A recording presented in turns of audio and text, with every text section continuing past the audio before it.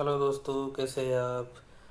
हाँ, ये सवाल आज के लिए बहुत ज़रूरी है क्योंकि आजकल मार्केट में बहुत सारी खबरें चल रही है और वो बहुत सारी खबरें जो कि चर्चा में है उसका असर हम सब पे पड़ रहा है।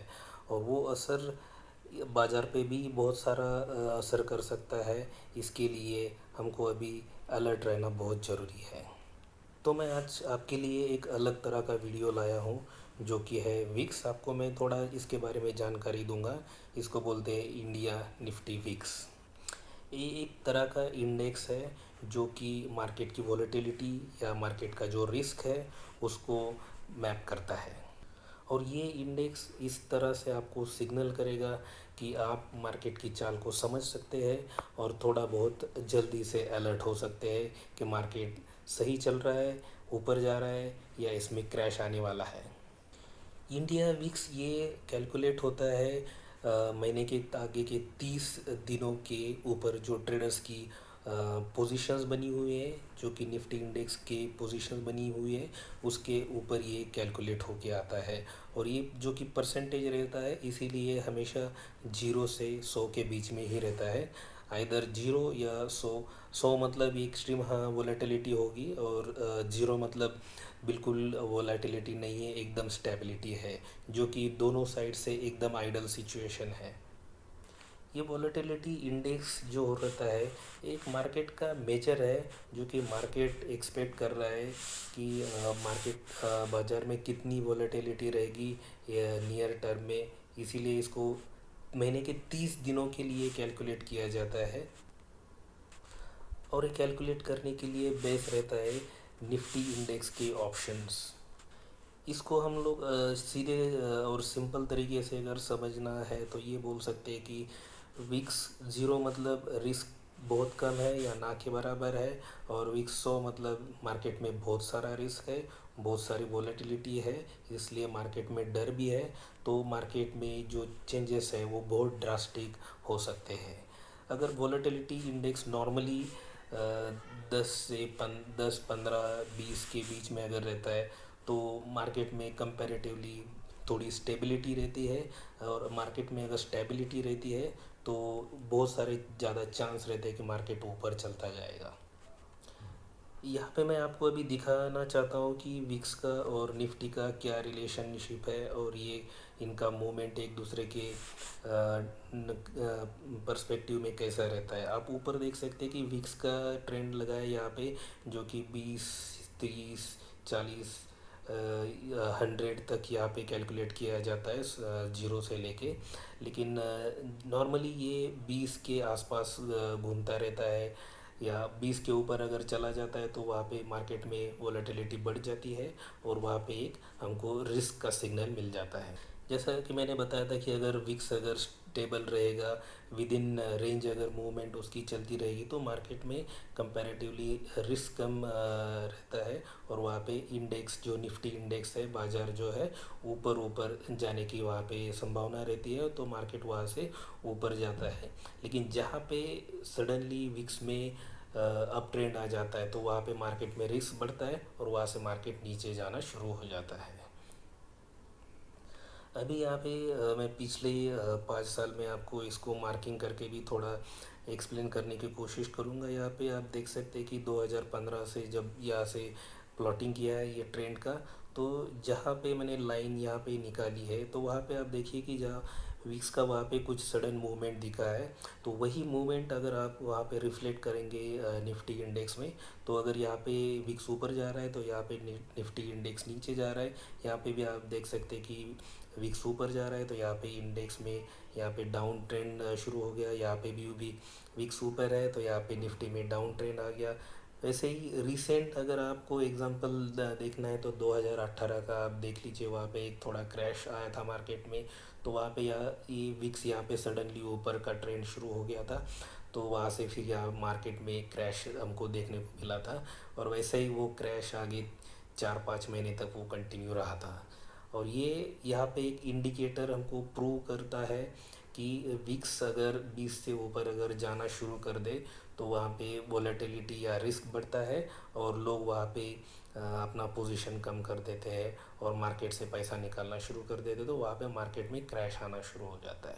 अभी ये रिसेंट का भी जो हमने क्रैश देखा था कोरोना समय का, तो वहाँ पे भी ये 28 फरवरी से जो शुरू हुआ था विक्स का अप ट्रेंड मूवमेंट, सडनली ये ऊपर चला गया 83.2% तक यहाँ पे चला गया था। तो वहाँ से मार्केट ने भी क्रैश मारना शुरू कर दिया था और 30-24 मार्च तक ये पूरा बॉटम हो चुका था इसका।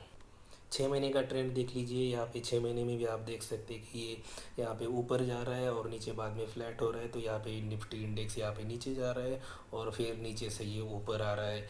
जैसे कि आप देख सकते हैं कि ये बिल्कुल ही एक दूसरे के मिरर इमेजेस हैं। इसका थोड़ा डिटेल में समझ लेते हैं कि देखिए यहाँ पे 27 अगस्त को जो वीक्स था 17.77, यहाँ पे निफ्टी था 11,633।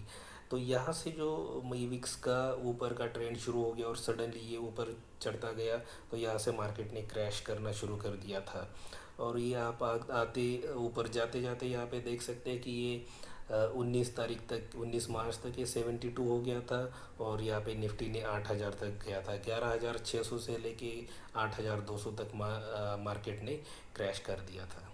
वैसे ये टॉप किया था, यहाँ पे पीक में आया था विक्स 83.6% तक, जो कि 23 या 24 मार्च तक। तो वहाँ पे 23 तारीख को मार्केट ने पूरा बॉटम कर लिया था 7,600 तक का, और ये हमने रिसेंटली एक्सपीरियंस भी किया था।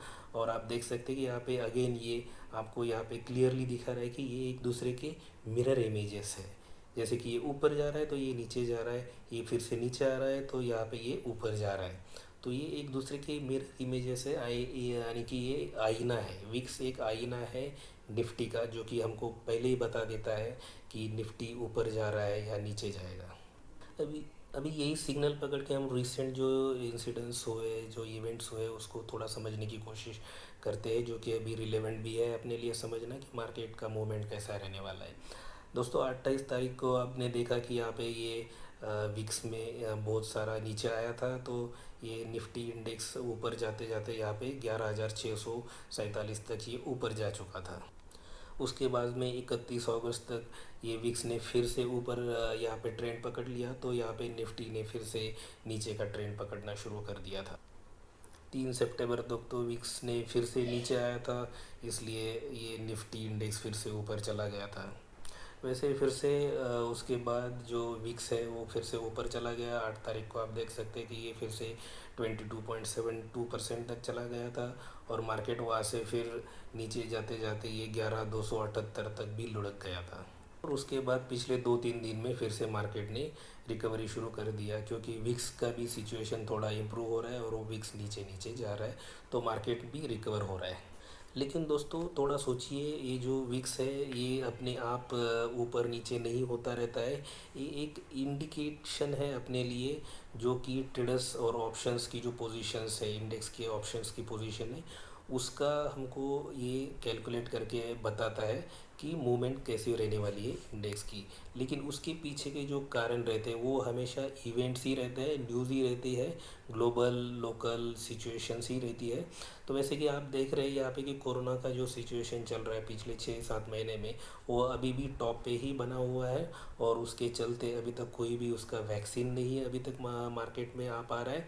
तो अभी ये सिचुएशन थोड़ा ख़राब ही है।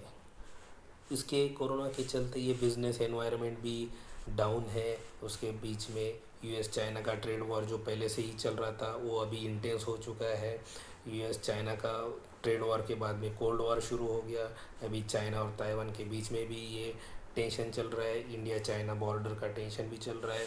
दोनों साइड से यहाँ पे ट्रूप्स भी डिप्लॉय कर दिए, ऐसे हम लोग न्यूज़ सुन रहे हैं डेली चैनल्स पे।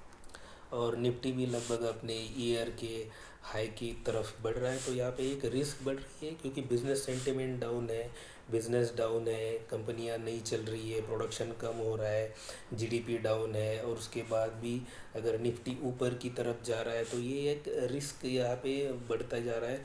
तो लोग यहाँ पे अपनी पोजीशंस थोड़ा रिस्की महसूस कर रहे हैं। तो ये हो सकता है कि लोगों के मन में अभी डर है, फियर है, तो लोग यहाँ पे पोजीशन कम करने की सोच सकते हैं।